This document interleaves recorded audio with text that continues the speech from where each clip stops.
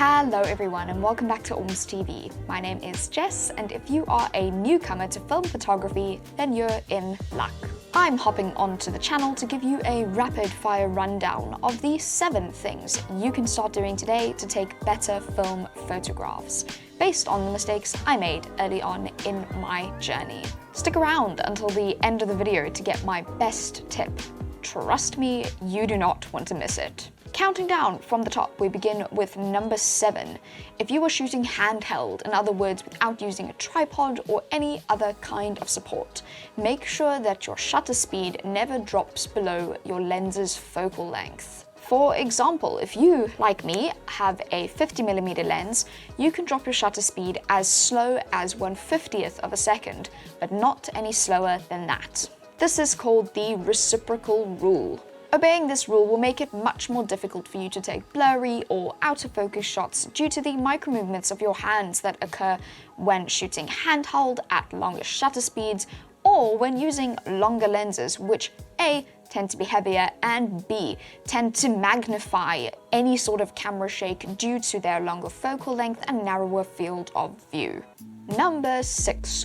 Always assume you are ready to take a shot, or a rule also known as never advance to your next frame on your roll of film immediately after taking a shot. Do you want to know how many photographs I have accidentally taken because I touched my shutter button, assuming I had not wound my advance lever? Well, I'm not gonna tell you, because it's embarrassing. We all know that film is expensive, and developing is expensive, and even scanning can be expensive. Rather, don't wind your advance lever until your image is composed and you're actually ready to shoot. This will ensure you aren't still taking dud shots 18 months after starting to shoot film. Number 5. Know what Kelvin your film is balanced to.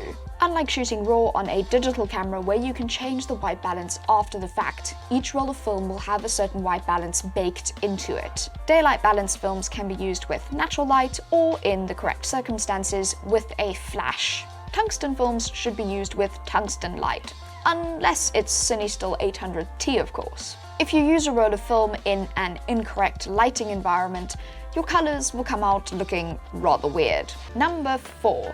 Get familiar with your focal lengths. Have you ever taken a landscape shot on a 50mm lens and then wondered why it looked like all the elements in the frame were cramped and smushed and stacked right on top of each other?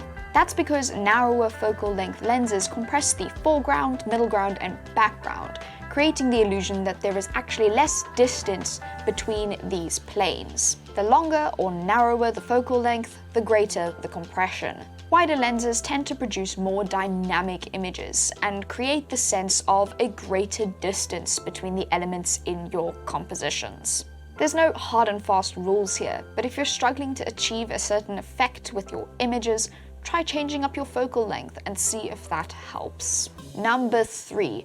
Make sure you always check your ASA dial on your camera, and if you're using an external light metering app on your phone, make sure that you reset your ASA to correspond with the ASA rating on your loaded film. I was once shooting a roll of Kodak Ektar 100, which is a very expensive film by the way, and I'd forgotten to reset my ASA on my light meter on my smartphone to 100. It just so happens it was set to 400 from my previous roll of Ultramax 400.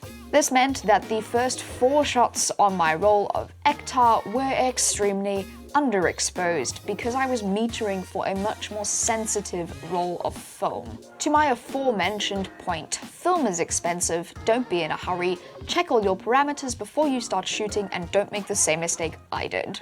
Number 2. Shoot on one type of film until you know exactly how it responds. When I first started shooting, I read an article that advised doing just that, and I totally ignored it and started shooting on every different type of film I could get my hands on. I know it's so tempting to go out and try as many different types of film as you can find. It's so cool to see all the different color reproductions and levels of grain in each new roll that you shoot. But if you want to become a confident shooter who knows exactly how your film is going to respond in different environments, the only way to get there is to shoot the same type of film over and over and over until you develop a relationship with it. I've done just that with Fujicolor C200, and after 4 almost sequential rolls of film, I can finally say that I'm pretty sure that I know what each of my images is going to come out like.